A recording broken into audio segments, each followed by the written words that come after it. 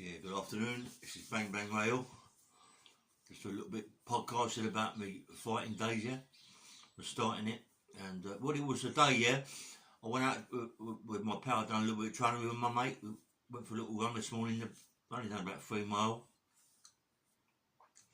Come back home and I've done a few sit-ups, a few side bends, you know what I mean, curls, tricep work, some dips, some press-ups, and finish up just doing normal sit-ups, and that was it really. And we had about an hour, and it was okay. And then we started talking about fighting, so we went out in the garden, done a bit of shadow boxing, and it was good. You know what I mean? Brought back some memories. He wants to get the gloves out so we can have a little bit of spar. If we do, I'll podcast it and put it up for you to see the movements and all this, that, and the other. So it'd be nice, yeah.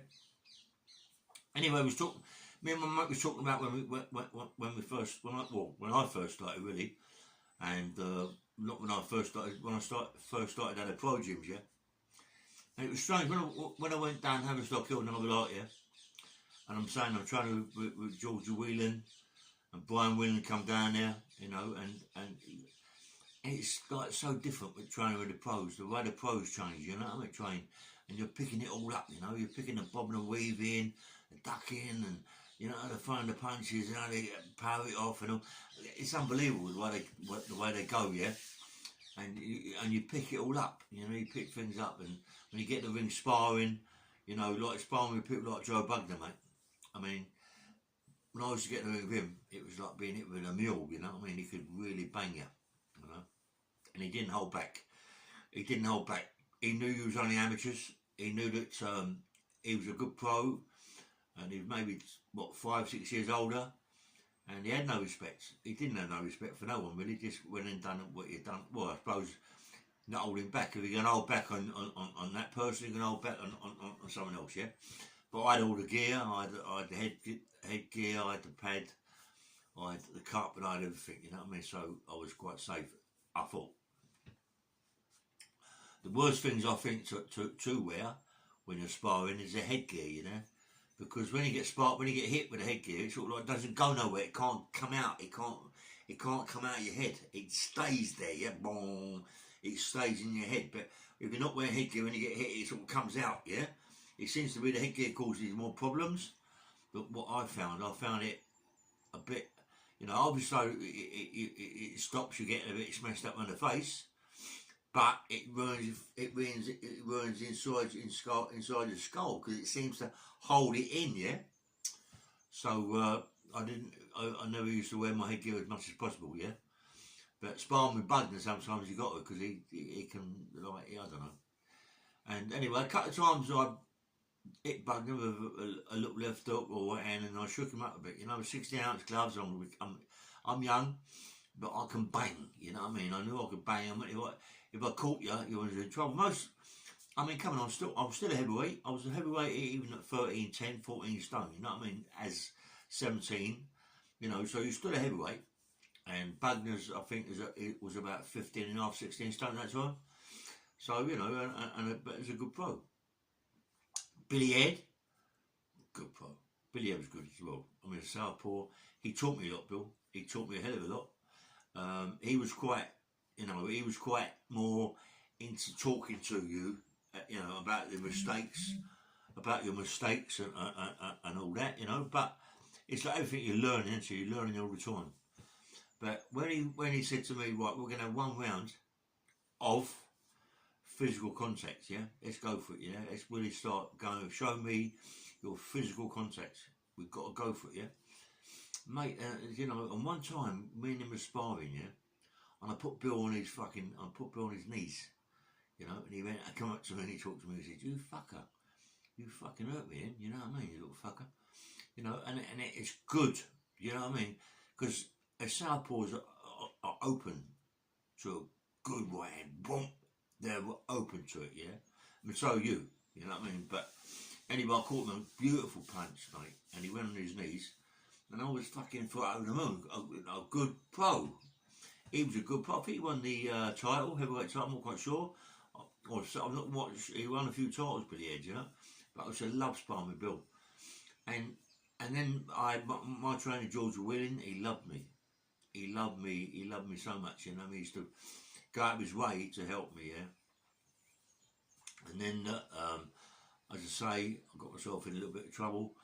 Went down to the Wellington Highgate with Georgie Francis and Mickey Duff, and started up there, sparring up there with some good pros up there doing as another gym, different gym, mate. And I used to run, me and my mate Leslie used to run all round them places, you know what I mean, the hills and all that, run all the time, big boots on, and we used to do a lot of exercises, big exercises. Me and him used to have, when we used to run over Gunsbury Park in Acton, we used to have these logs, yeah, we had these logs put away, and we used to put them behind and do bunny jumps and all that with these logs. And then we used to climb these walls, old-fashioned walls, pick ourselves up over the walls, and don't drop the other side, pull yourself down and pull yourself back again over the other side, and just building our shoulders. And we used to run for a long time, stop, press-ups, burpees, leg thrusts, leg jumps, star jumps, a lot, and then run again for a mile, do the exact same thing again, and press up, star jumps, burpees, and all them, you know, we're doing all that, and then we do like a whole minute shadow boxing, just running around the green, running around the shadow boxing, and then we start again running around, yeah, and it was like, God, I loved it, man, I loved it, especially in the winter time, you know what I mean, and you get nice and warm, and I loved it, man, I loved the sport, I loved the training. Especially my mate Leslie McIntyre, because he was really good training, you know, and he was a good. He's only waterweight, you know, but he turned pro with Georgie Francis and Mickey Duff, but I was not turned pro yet, you know. I didn't turn pro anyway, but I wanted to turn pro. I was so close to it, you know. I was right on the borders of it. My silly nonsense, they getting involved with women that fucked me up, yeah. But that's life, isn't it? That's what happens in life. You have opportunities and you let them go, yeah? And then I went into the armed robbery game and absolutely ruined it, yeah? I mean, once you're getting it for that, you ain't getting no licence, mate. Anything to do with violence, you're in trouble. It don't make no sense to me, yeah? In America, you get done for any violence, like armed robberies and all that, you can turn pro.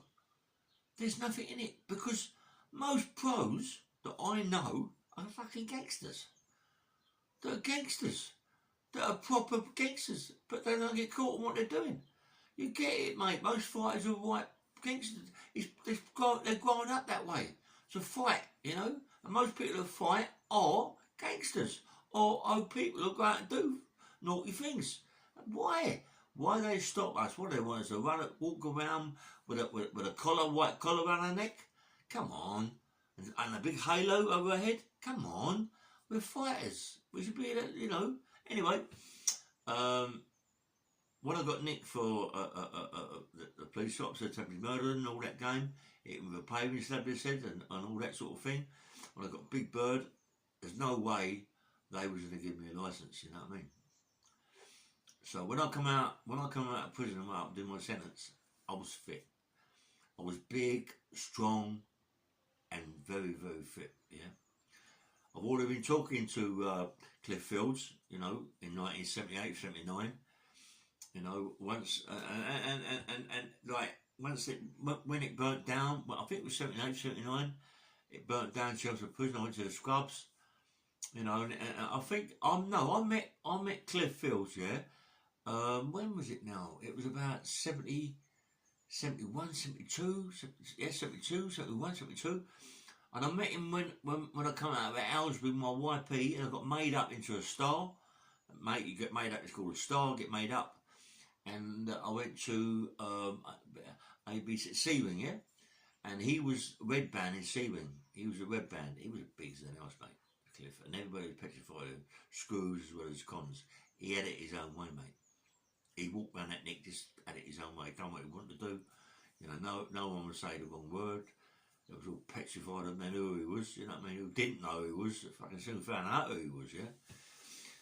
But as you say, we got made up, I went into Seawing, and me and this Scotch guy, we was doing lots of exercises, press ups, sit ups, and all that. You know what I mean?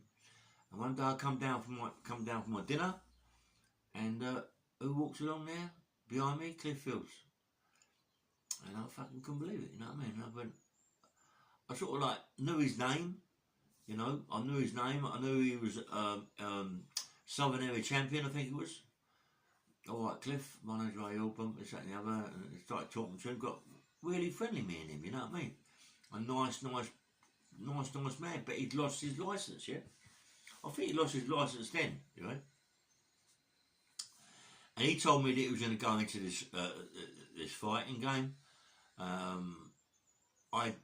Street fighting game, prize fighting game, unlicensed boxing, or whatever you're going to call it. And, you know, and I said, well, I think I'll do the exact same thing. I'll do it myself, yeah? Then I moved to Lewisham with Christine. Worst thing I ever could have done. But anyway, that's my life.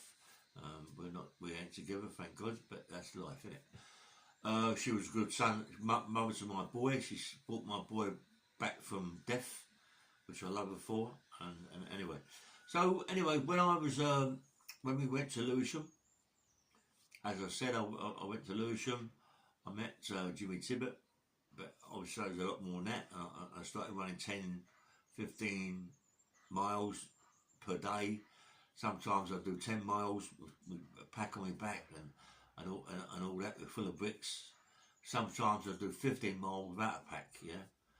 And you know, and I still do a lot of shadow boxing around Blackheath, around there, because of the big green. But my mate Fish now, everyone knows Fish, you know, who does the podcast. But my mate Fish, right, he shadow boxes, believe it or not, he shadow boxes on trees. Not shadow boxes, fights trees. Yeah, fights trees, puts a little pair of gut mitts on and fights the trees. Hits the trees.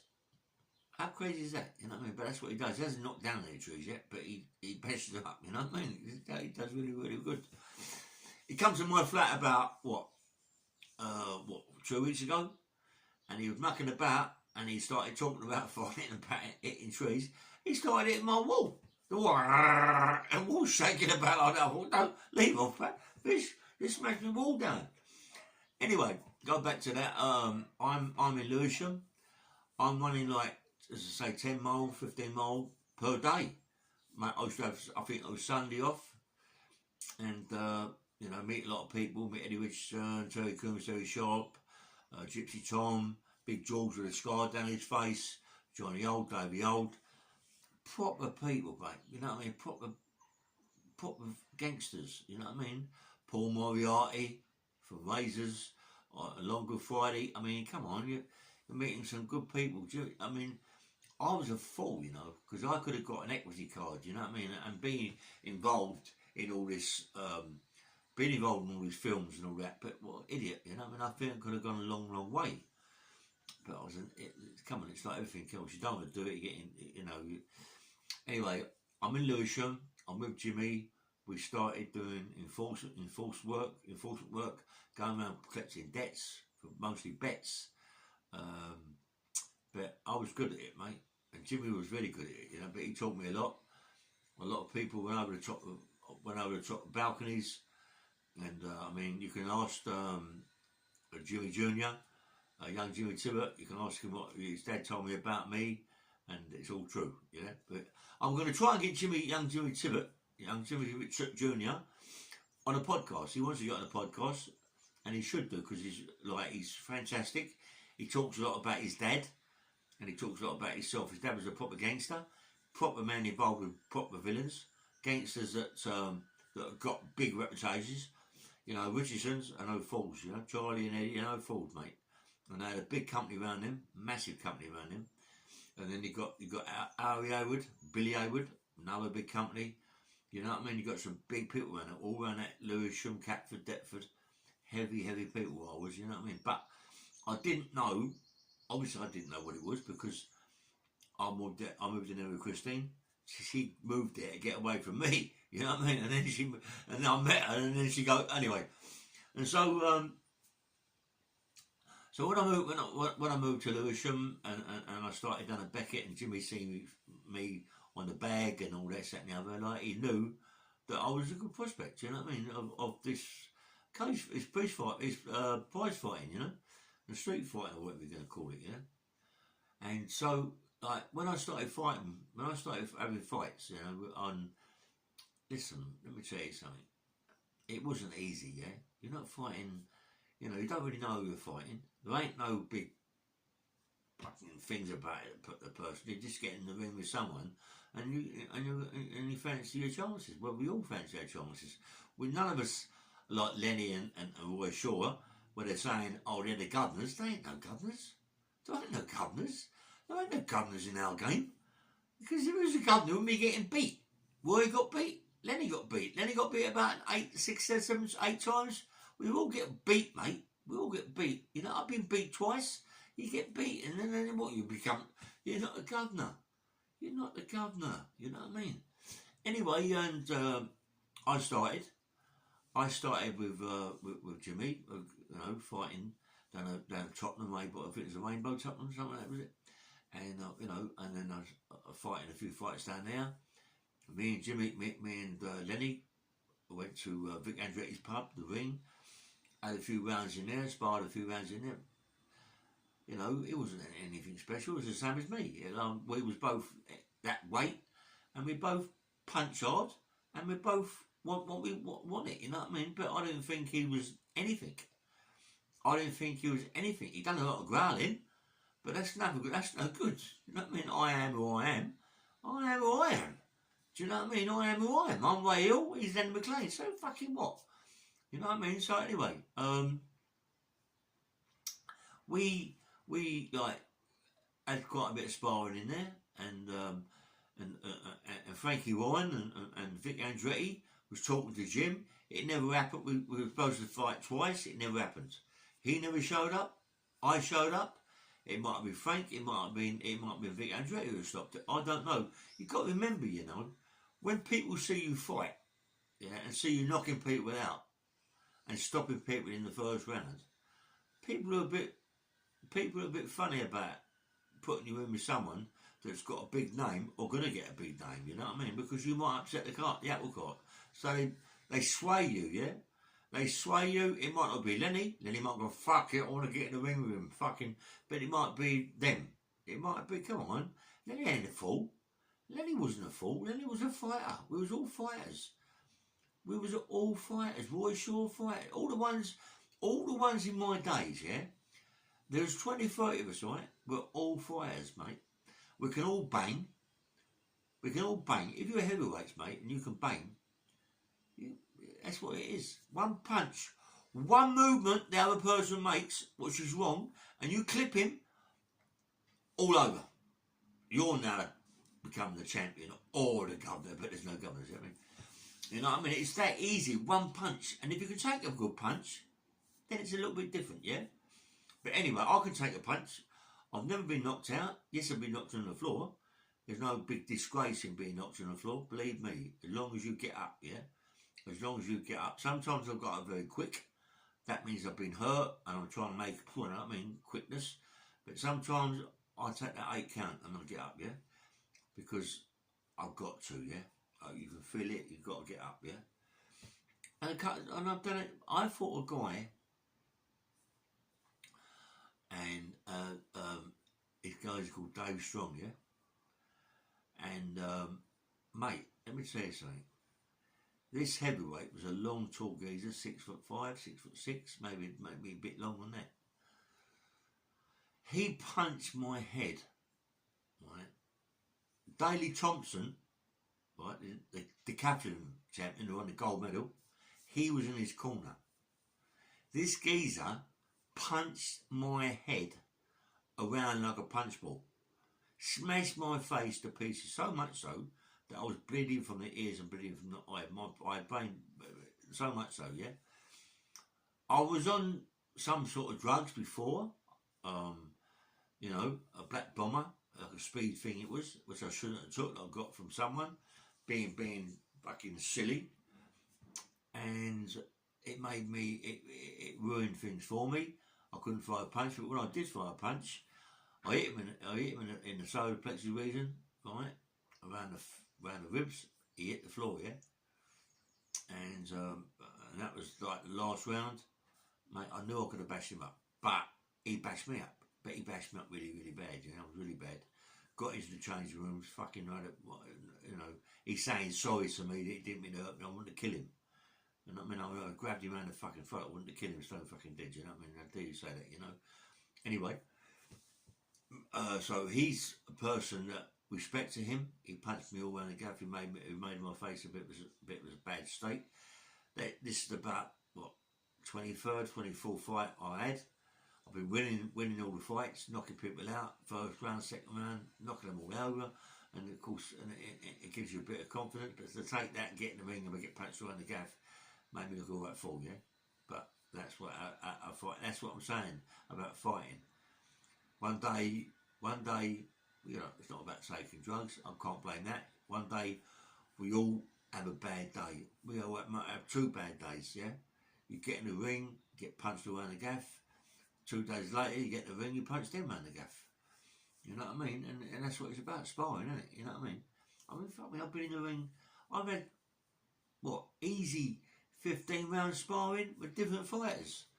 You know, 3 rounds of that guy, get out, 3 rounds of this guy, get out, 3 rounds of that guy, 2 rounds of that guy, one, and it's like 10 rounds, 8 rounds, 4 rounds, but sparring all the time. That is how you learn. You're not learning, you're learning on the bag, you're learning on the pads, but you're not learning properly. Sparring is the one. You spar with different opponents, you're learning all the time. You're learning all the time. You're learning from the pads, you're learning from the bag, but sparring is the best, believe me, it's the best. You know, and it comes to a stage that I loved it. I loved it. Not I love getting hit. We don't love getting hit. But it seems, I don't know, it was strange.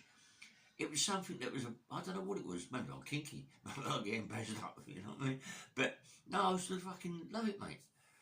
And, you know, when you get finished and you get on the table and you get a bit of that surgical spirit all over your body, tone you up a bit, it's lovely. It's all over your body, mate. It tones you up, something beautiful, you know. And then me and Jimmy was like, as I said, going to all the clubs. Didn't want to fight. I didn't want to fight in that circle, you know. I didn't want to fight all the fighters, you know what I mean? Because it could become boring, you know what I mean? It's a boring old fucking thing. You know what you can do, you know this, you know that, you know, and it becomes boring, you know, like, so you want to change it. Don't forget, when you're at the Beckett and all that, a lot of these fighters come down to Beckett, they come elsewhere, you go and spar with them, and then you got to fight them. It ain't right, you know what I mean? So Jim used to go to the clubs, wine bars, and all them bars and all them sort of places, and get the bouncers point up, because all these bouncers think, you know, you're just a normal fucking person until they get in the ring and find out what you are, and they get hurt. Yeah, of course you're gonna get hurt. I've been in the ring with quite a few heavyweights, you know, super heavyweights, big bouncers, you know, and get in the ring and throw punches and can hurt you, yeah, and can really hurt you, yeah. But as I said, you know, and then you have loads of fights, you know. And me and Cliff, listen, the hardest 2 fights I really had, I think, was Kevin Paddock and Sid Paddock. Yeah, they both beat Lenny. Kevin beat Lenny very easy, yeah, honestly, very easy. Sid beat Kevin, Sid beat Lenny easy and all. Good fighters, you know. I'm trying to do a podcast with Kevin, get hold of Kevin to do a podcast, and see how he comes, what you'd like to hear, you know. And I dare say there's a few people wouldn't like to hear what he has to say, but he fought Lenny and bashed him up. Not bashed him up, but he beat him bad, yeah. But I respect Lenny for what he is. He's dead. Rest in peace, Lenny. And you know, but if he was alive today, maybe I wouldn't be saying the things I'm saying. Maybe he would come and bash me up. I don't know. You know what I mean? Anyway, me and Lenny would have had a good fight together. I know. Me and Roy would have had a good fight together. Everybody knows Roy Shaw. Fucking hard person, Roy, mate. Hard person. As you know, Roy used to take the doors off. Take the doors off the cells. I used to take the lock off. My name was good for the locks. Roy's name was good for the doors. We should have got together and got out of prison. Yeah, imagine us banged up together. I was like, oh, I set the locks up, he sets the doors up. Anyway, yeah, me and Roy was like, I used to talk to Roy. Uh, Roy was good, man. Roy was good. Roy, I could have a good conversation with Roy. I could talk with Lenny. I couldn't talk to Lenny. He wanted to growl all the time. Whether or not it was just his personality, the way he was, wanted to maybe put a bit of fear into people. He ain't gonna fear me. I ain't gonna fear him. Do you know? No fucking way. I'm a fighter, mate. I ain't gonna fear no one. You know, once you get in the ring, you're two people, and you fight together, and you're fighting. You know, I'm not fighting to you. You're not fighting to me. Otherwise, wouldn't get in the ring in a fight in the first place. You know. Anyway,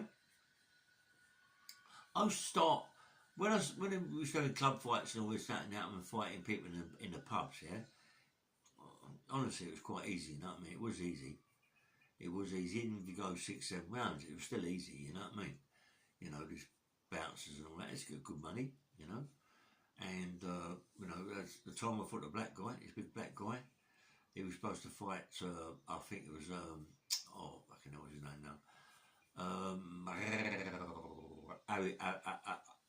Anyway, Harry Starbuck. He was going to fight Harry Starbuck. Harry didn't want to fight him because Harry was going to fight Lenny. Lenny never showed up to fight Harry.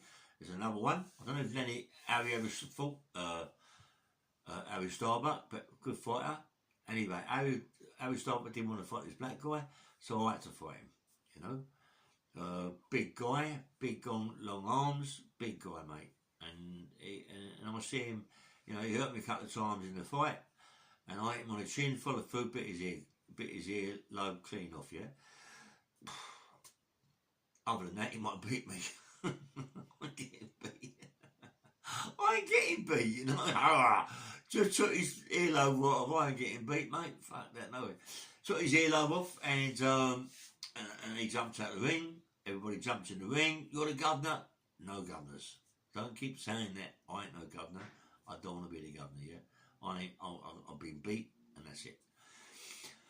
And then me and Cliff Fields. I think it was the Tottenham. I think it was where was it? Catch Whiskers, Streatham. We had one fight. I'm not quite sure. I think it was there. It might not have been there. A long time ago. I know we had a fight in the scrapyard, and me and him in the scrapyard. It was what he said it was a draw. I beat him, but it doesn't really matter. God rest his soul, mate. Cliff Fields, loved him to death. Good fighter. Taught me a lot, and he could bang. He's a good banger, and he come forward 24/7. You hit him with everything, he still come forward. The more you hit him, the more he come forward. So don't hit him. don't hit him. Just stay away from him. So anyway, you're a good fighter, mate. Good fighter. Whatever you give me, I'll give him back. We all wore 60. We did 12 ounce gloves we had on that time. Usually 8 ounce, we had 12 ounce on. Yeah, I liked him, Cliff. I liked him. A lot of people took the piss out of him because he was a bit punchy. But they took the piss out of him behind his back, then take the piss out of him to his face. He'd kill you, rip your fucking head off, yeah? And then I'd been told that he was sitting in the park, drinking whatever he was drinking, pills or whatever. He had a fight with some travellers. They cut his face, cut his eye out or something like that. And then something else happened later down the line. It just how can I say, it took all the willpower out of it. It took it all out of him, you know what I mean? Just drinking, getting cut to pieces, getting your eyes stabbed out, and all them sort of things. Sometimes that's enough, you know what I mean? You just go the opposite way, and you go in the cocoon, and that's it, mate. And you ain't doing a fight, you're on nothing. All you want to do is like nothing. And they killed him, yeah. They killed him. That's what I was told. And that's what I believe in, because that's what I was told. There's no other story, so that's the only story. And good fighter, mate. Good for what a shame. Do you know what? I think it was his brother or his cousin or someone like that. I think it might be his brother. I'm not quite sure. Relation. Got me on a comment. Wanted me to talk to him. Wanted me to sort of like talk about Cliff Fields and all this, that and the other. I said, well, there's a video called Box On. I'm on the video. I am on the video, yeah. And you know, and I just said, you know, he said, no, I got that. He got that, and I was saying, you know, I got that way. And you know, he just wanted to know about Cliff, you know, and I think it was his son. So that's right, it was his son. Just wanted to know about his dad, you know. Come on, your dad was a proper man, you know, like he was a fucking handful. And some people, you know, like it's like me. It's like some people don't see their kids. Don't see their fucking kids. For why? I don't know. I don't see my kids. I'm an arsehole in that respect. It ain't my fault in lots of respects, yeah. But there again, it's my fault for going in prison, not knowing my kids, and all they want to come and see their dad. It's hard work, mate. It's hard work to sit with your kids, and there's not a lot of conversation because it's all gone, isn't it? You know, like we grow up with your kids, it just becomes normal, isn't it? Father and son. But when you don't grow up with your kids, it's very, very hard to talk to them properly, you know. And anyway, but I do see my kid now and again. My boy Jay, oh mate, when he had that car accident, he was a good 16 years of age. He was a good fighter, mate. He used to knock geezers out like he was like his dad. He could fight, yeah. He could fight, and he was going to be like me, you know. And the thing is, the worst thing is really, to a certain stage, is that I'd have had him with me. You know, he'd come with his dad, he'd been wrapped around his dad, he'd been working with his dad, he might have gone and got big fucking sentences like his dad, so that would have killed me, yeah?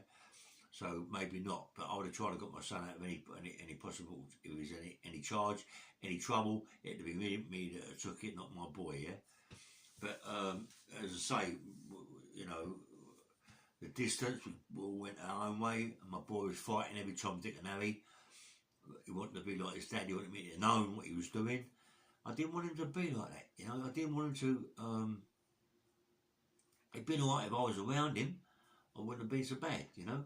But when you're not around your boy, and your boy's fighting and all that, you could go and get hurt, you know. You could hit one guy, they go and get brothers or dads and this, that and the other.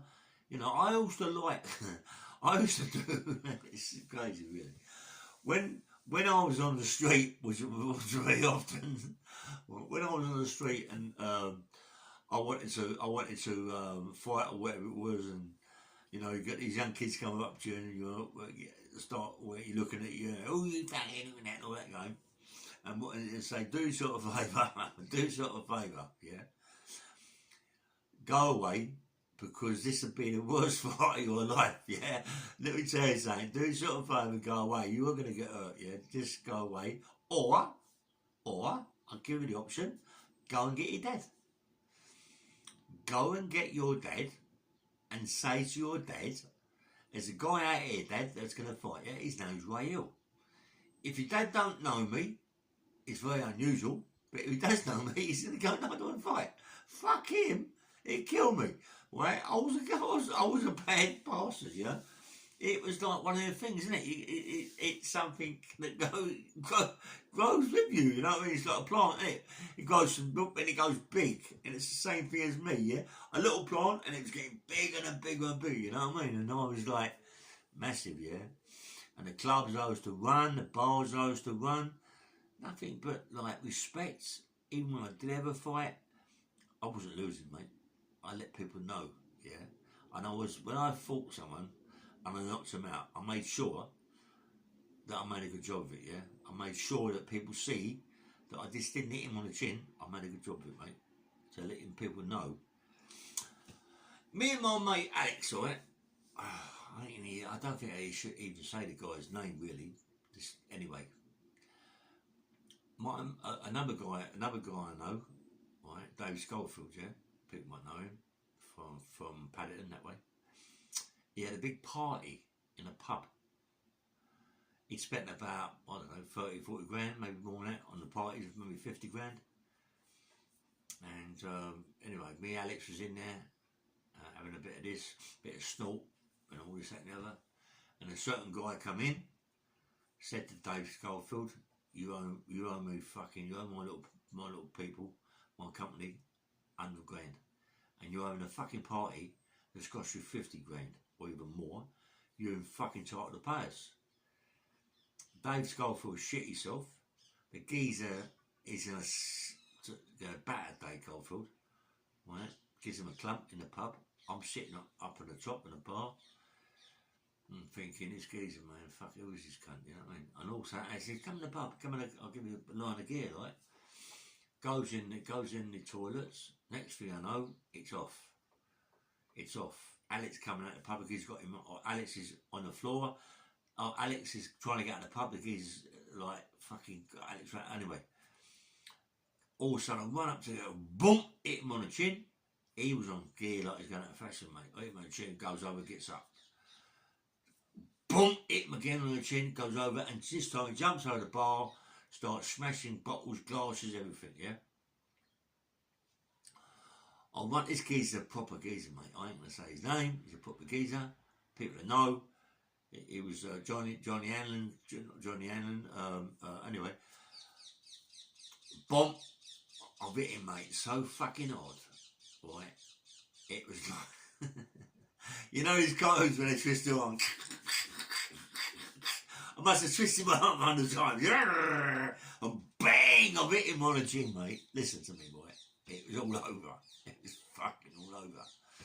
And being like you are, you've got to prove something to everybody.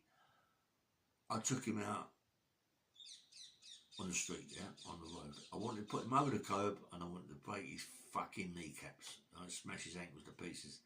But I didn't, because the people were behind me, getting hold of me, said, leave off, mate, it's gonna fucking be off. After this, it's gonna be murders, yeah? Anyway, so I left it at that. There wasn't murders after that. The guy's dead now, God rest his soul.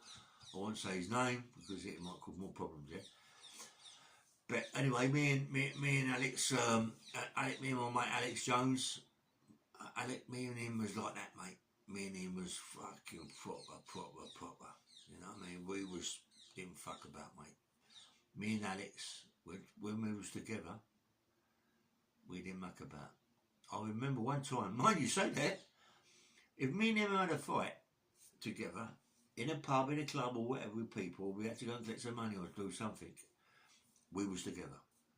If Alex had it looked like Alex was going to have it off, I will go bang, bang, and then sort it out that way, yeah? If same with me, if I was having to go at someone and it looked like it was going to go off, Alex would do the same thing, jump over, bang, bang, bang.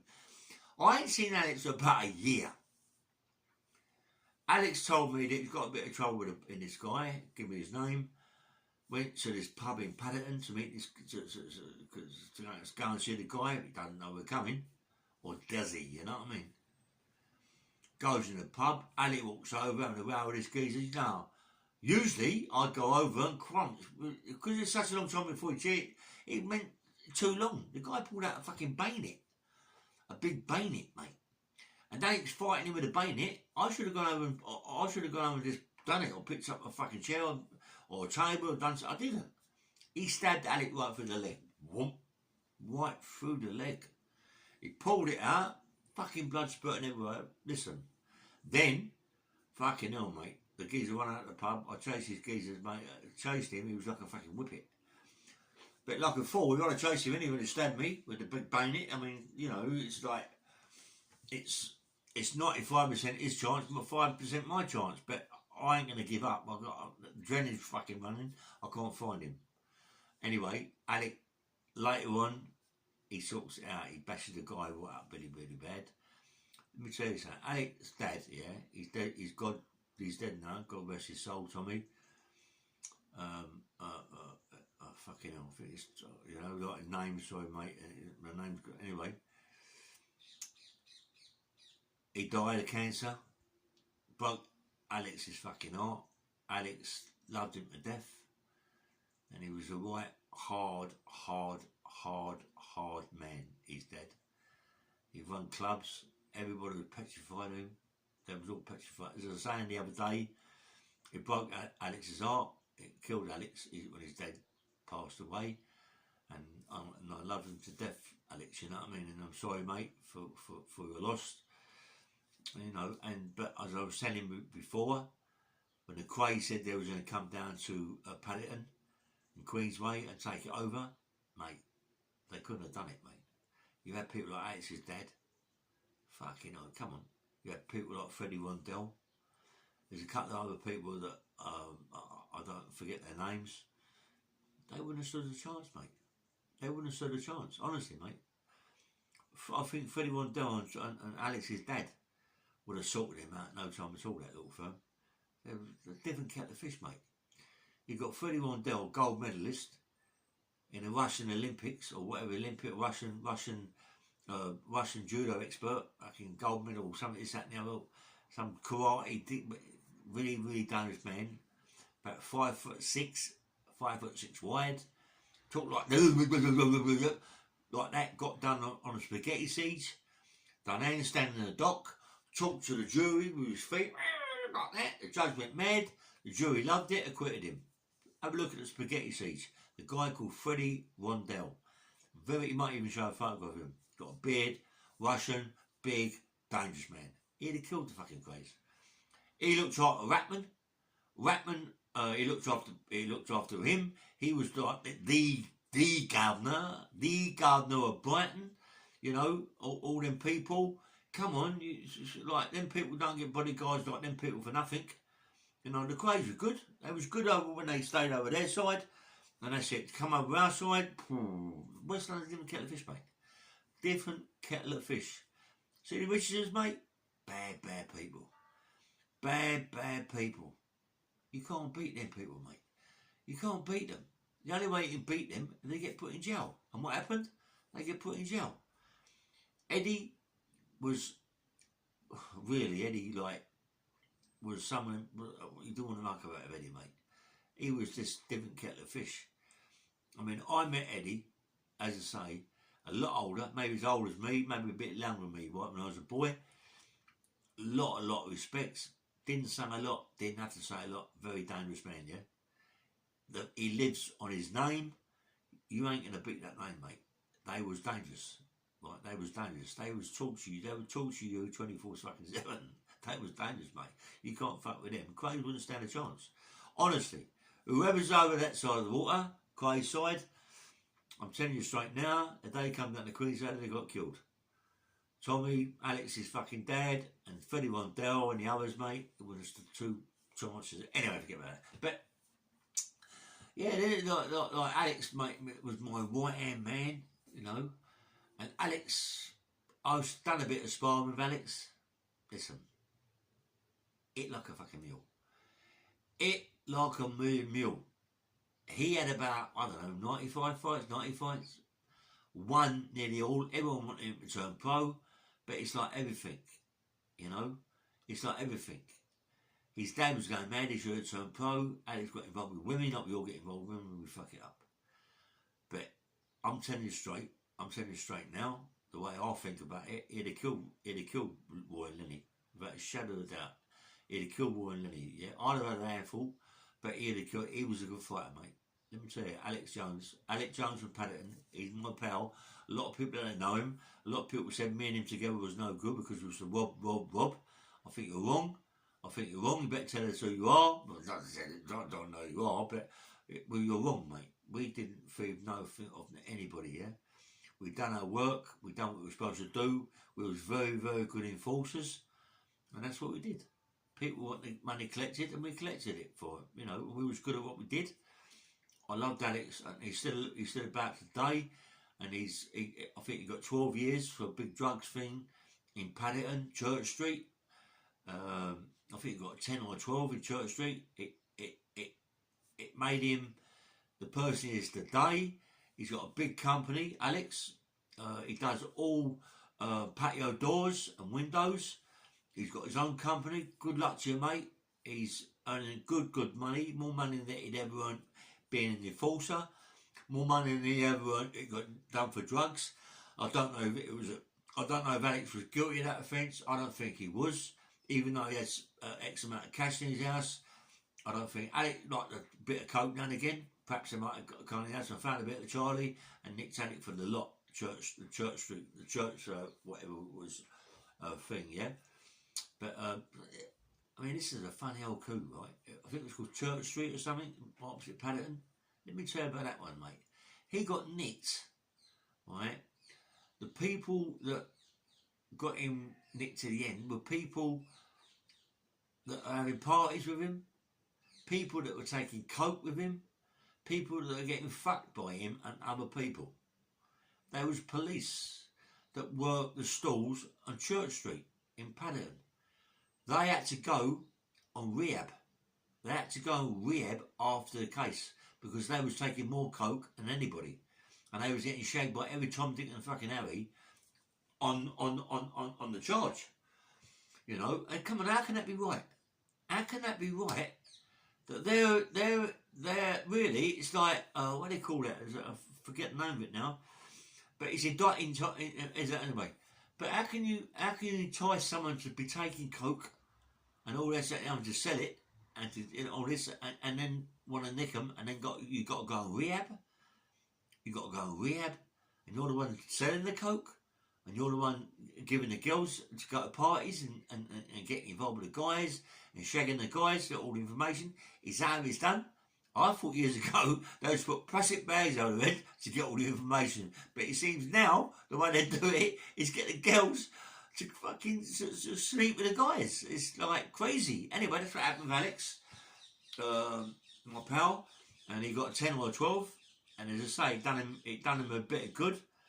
He as I say, he come out and he got himself a van. And he started doing windows, and now he's got a big company. Alex, good luck to you, mate. Love you to death. And I hope it goes forward a big time, and he will, yeah? He's will. Anybody that knows him knows that he can have a right fight. Knows that he's not a fool. Knows that he would tell you, do yourself a favour, don't even go there, mate. Don't go there. Go away. Don't even go there. This geezer means what he says. When he says don't go there, he means not go there. Let me say what happened to him. I think it was down Paddington, Ezra Road, somewhere around about there. Driving a car, his BMW. Car pulls up on the side of him. Shot him with a machine gun. An AK-47 or something. Shot him in the chest, in the lungs. What did he do? He drove the BMW straight into the hospital or straight into a police station to get help. Right? I was going to go up Paddington. I went up, I think it was St Mary's. He was in there. I went up to see him. Fucking hell. Listen, you couldn't even get to see him. There was old Bill everywhere, all with fucking guns and what have you, protecting him, you know what I mean? Come on, and the guy pulled through. Is he proper? Been stabbed through the leg and got shot with an AK-47 or an handgun, I don't know, an handgun or whatever it was, yeah? You know? And they went to kill him. They went to kill Alex because you know why they went to kill him? Because they can't beat him, mate. They can't beat him any other way, so they shot him. You can't beat him with them. You got to shoot him. Come on. Anyway, he's okay now. He does his own business. He's earning lots of money doing what he's doing. He don't touch fucking drugs. He don't talk about drugs. He hardly ever drinks. I've met him a few times about, a year ago, 2 years ago. Sat down with him, had coffee, you know, and that was it. We just talked as pals. And he got really big again. He started really training. Looked the business, mate. He looked the part. Big. He got that structure, you know. It was just like his dad. His dad's massive, yeah. His dad was a massive man, mate. He took after that man, you know what I mean? Anyway, Alex, God rest you, mate. Not God rest his soul. I mean, good. Keep going, mate. Keep working. I'll have a cup of coffee soon with you. Once this virus is on its way out. But the sounds of it, they want it back in again. They love it, don't they? The government love all this, don't they? They love it. They're now saying, I can't believe it, whether or not it's true. I see a thing on Facebook yesterday, like a documentary, about this old boy, 74, 75, Scottish, saying that most airways now won't let you fly on the aircraft if you've had a vaccine. Because you get blood clots in your legs, in your arms, and the higher you go, fucking hell. So if that's true, what's the point of taking it? They're saying if you don't take it, you can't fly. If you do take it, you still can't fly. Does that make sense? The government have gone off the nut, mate. They're not all the full ticket. I think they're on drugs. You taking coke, you lot, or what? They've got me on something. What's going on? It's crazy. You can't fly if you take it, and you can't fly if you don't take it. So you're fucked. You ain't going on this year. You know what I mean? It's mad. Anyway, yeah, I was outside the hospital the other day, and there was this woman outside, and and I went, "What are you here for, love?" Because you can't go in and sit inside. Now you got to wait outside a little bit of time, and they call you in. Call you in and say, the doctor said, "Oh, I've had the first injection. I had the second one.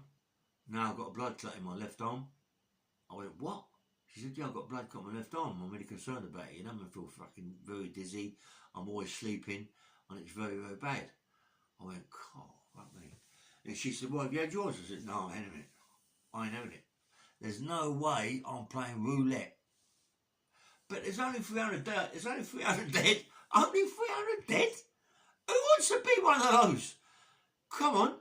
Is there 7 million or 70 million's had it and 300 only died? What? No one should die taking an injection. Come on. Fucking hell. Sorry about swearing, but no one should die. Do you know the worst thing about it? Is a thing called F. Fear. That's the worst thing. Fear. That's the worst thing ever, mate. Fear. There's nothing about anything else. It's the fear factor, isn't it?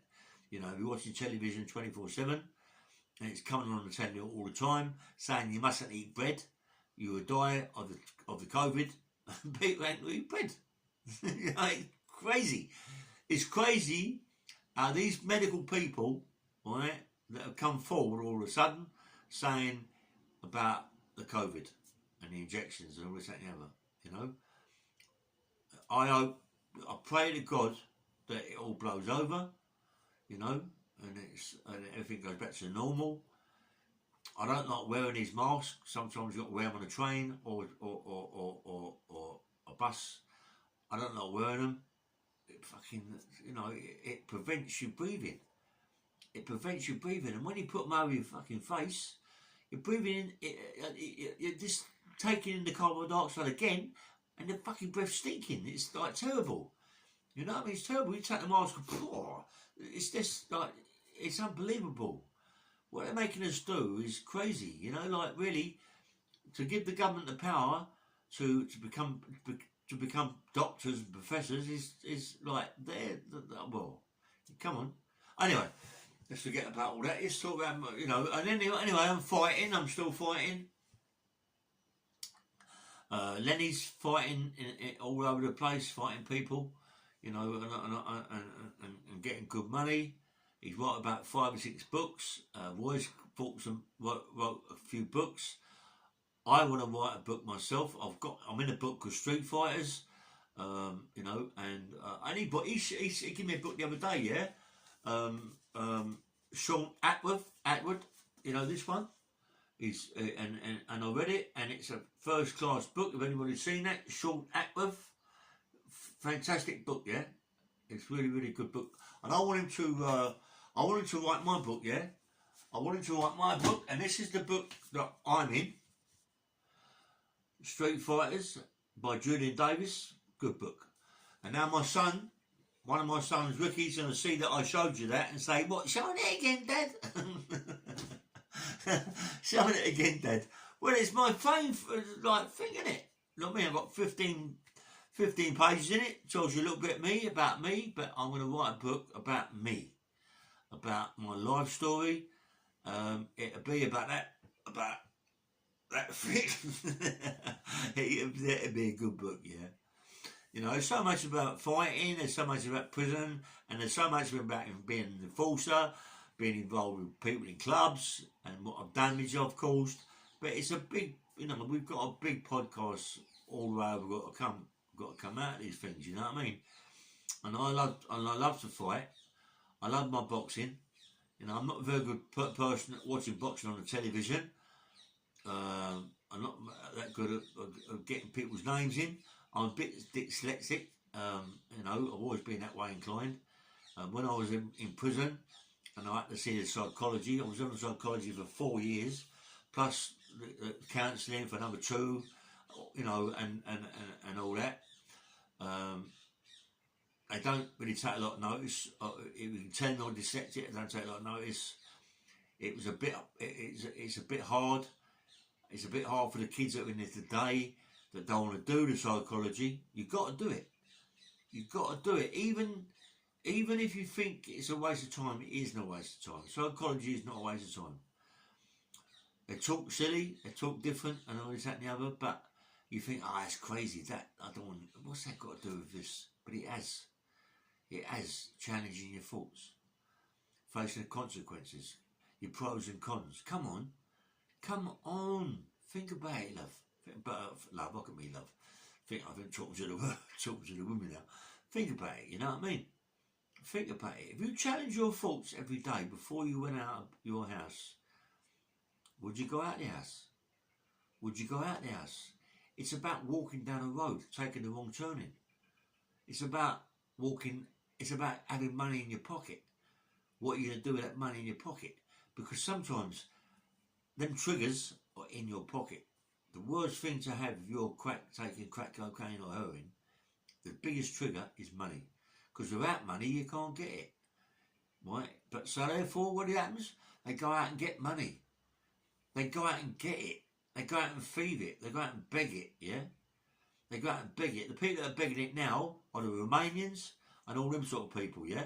They're the ones on the street begging it with their broken legs, this, that and the other, but they want it down the road after with like £10.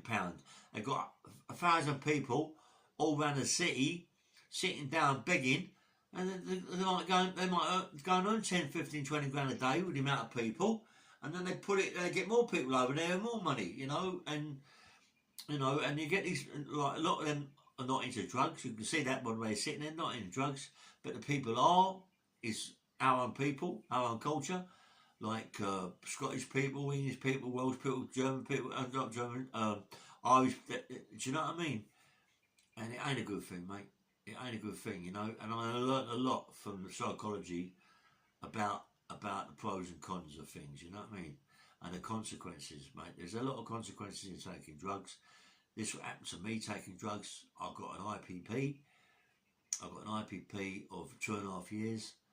An IPP which I've done 10 years, and now I've done 19.5 years or 19 years, and I'm still on it. I'm still on it, even though I get to talk to my patient every 6 weeks or every 4 weeks. I'm still on it. I'm still on it, and it's one of the things that's happened in my life. An IPP shouldn't have even come into this world or into this country. You know what I mean? It's a sentence that was absolutely crazy.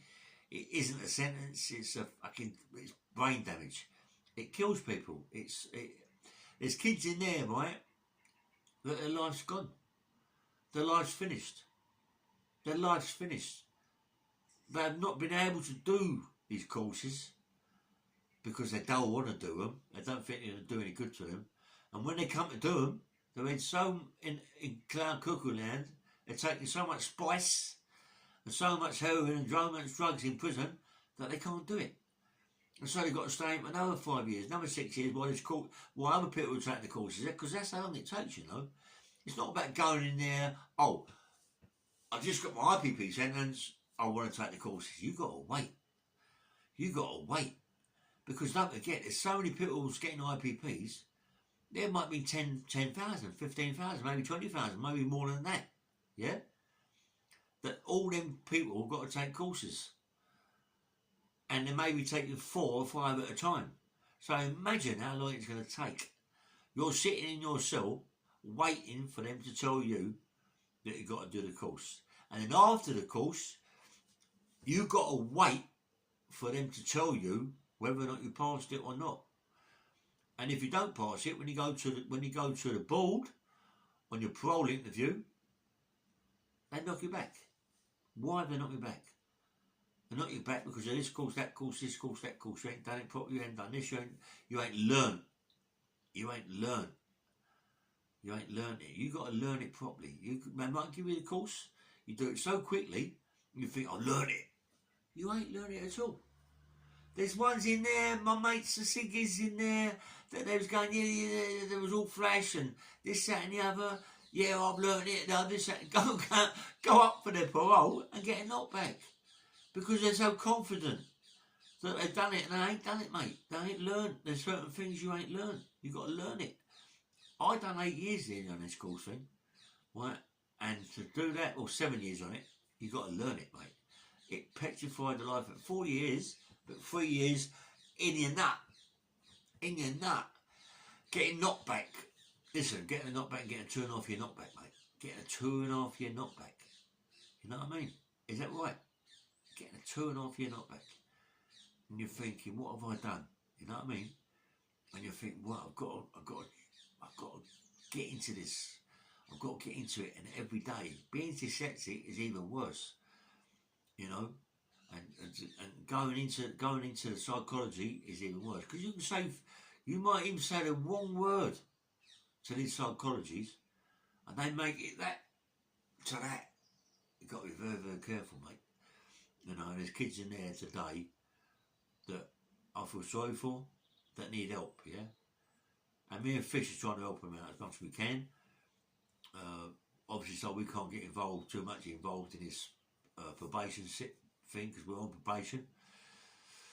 It's very hard for us to get involved in it, you know, but we need help with these boys and these girls that have got IPP sentences. People out there are going, well, they deserve it.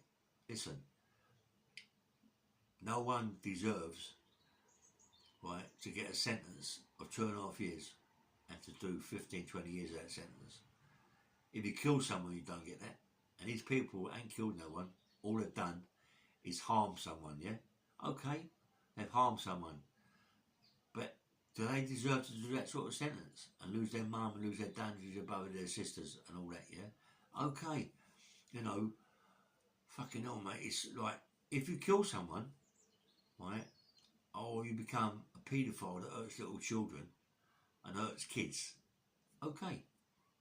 Them people with paedophiles, them sort of people, should get a life and could be hung by the fucking neck or their bollocks cut off. Not. I didn't mean to say that in a nasty way, but I mean what I say. You know, and people that murder someone, mostly murders, you know, are domestic. You know that, don't you? Most of the murders are domestic. I've seen so many people in prison for domestic murder. Domestic. You know what I mean? This domestic's fucking terrible, mate. Terrible. Where people killing their wives killing their boyfriends. It's happening 24/7. It don't stop. 75% of people in for murder in prison is domestic. Domestic. Why? Why would you want to kill your wife? Or why would you want to kill your husband? Or why, even worse, would you want to kill your wife and your kids? Why? What is the sense in it? Why? You've got to remember the consequences. You must challenge that, yeah? Because when you've murdered someone, or you've done something really wrong, and you're going to go in prison, remember, that day you've done that is one day. The day you go in court and get guilty, you're in prison for 14 to 20 years. Years. It sounds very quick, 20 years.